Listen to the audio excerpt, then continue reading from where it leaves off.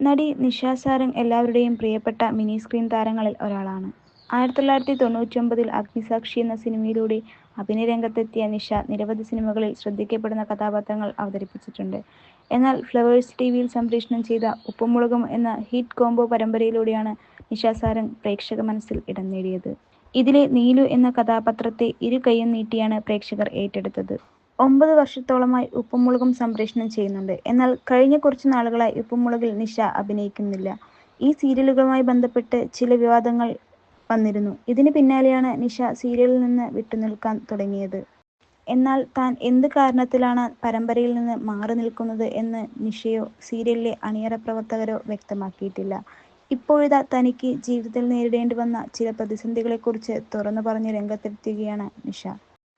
പ്രേക്ഷകർ വിമർശിക്കുമ്പോൾ കേൾക്കേണ്ടി വരും. അതൊന്നും എന്നെ ബാധിക്കാറില്ല. എനിക്ക് നല്ലതെന്ന് തോന്നുന്ന കാര്യങ്ങൾ മാത്രമേ ഞാൻ അനുകൂലിക്കാറുള്ളൂ. ചില പ്രതികരണങ്ങൾ മനസ്സിൽ വിഷമമുണ്ടാക്കിയിട്ടുണ്ട്.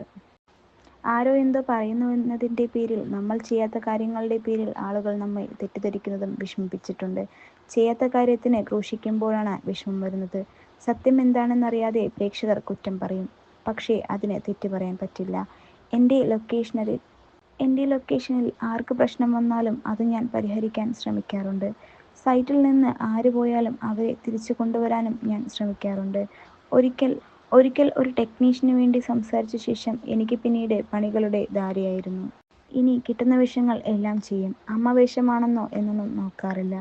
എല്ലാത്തിൻ്റെയും അടിസ്ഥാനം നമുക്ക് കഥാപാത്രം കിട്ടുക എന്നതാണ്.